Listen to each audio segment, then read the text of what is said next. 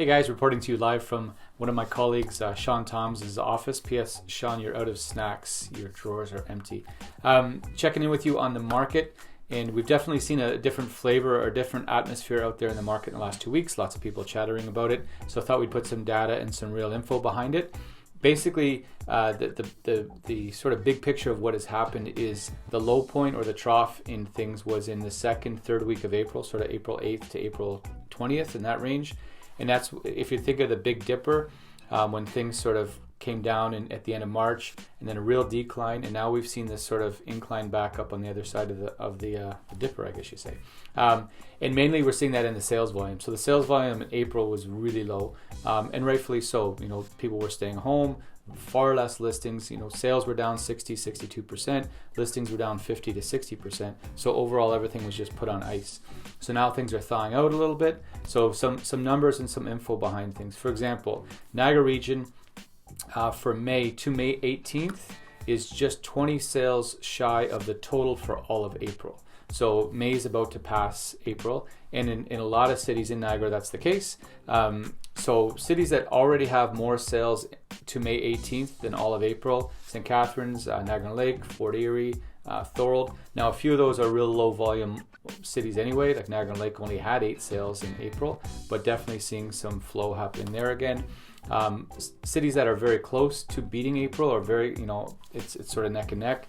Beamsville, Niagara Falls, and Welland are almost at that total. So in the next 2-3 days, we will see those cities as well pass April's total, and only 19, 20, 21 days into the month of May.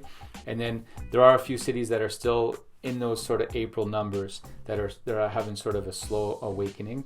Port Colborne, Fonthill, and then the Jordan Vineland area as well is quite slow. But again, normally we would see 750 sales, 800 sales for the month of May. I think what we'll see for May 2020 is sales will be down about 35%. Not bad considering April in general was down 50 to 60, 62%. So again, we expect it'll be down around 35% to about 500 sales for the month of May. Average sale price. So that's the big question, right? People think that the price is coming down, but because of that, we've talked about it a bunch, because supply came down and new listings came down, price sort of held because supply was held intact. So as a result, May is on pace, believe it or not, to be the third highest average sale price month in the history of Niagara, number 1 and 2 being February and March. So April sort of, again, put on ice, and it'll be interesting to see how May wraps up. But right now, it's on pace to be up there. It's just under 500,000, around 495,000 as of today, or up to May 18th data. St. Catharines had 80 sales for the month of April, has already had 100 for the month of May. So that's pretty interesting. In general, we would have about 25 to 30 sales per week during this time frame, and in mid-April that was around 10 sales. Not normally. Right now we are having around 25 to 30 sales per week in the month of May, and it was only around 10 back in April. So we're seeing that fight come back in the market. The average sale price for 2020 for St. Catharines has been really consistent, actually. Larger numbers in February up into the 460s, but in general it's been just sitting right around 451,000 on a monthly basis, and that is the case for May as well. So the big driver in this is going to be supply, so new listings and how many new listings arrive on the market. So there was 640 in total for the month of April. May right now is on pace for about 900 to 950. For May 2019, there was about 1,400 and change new listings for all of Niagara. So that's down about 30 to 35%. Considering April was down 55%, again, we're seeing that loosening up and that thawing of things.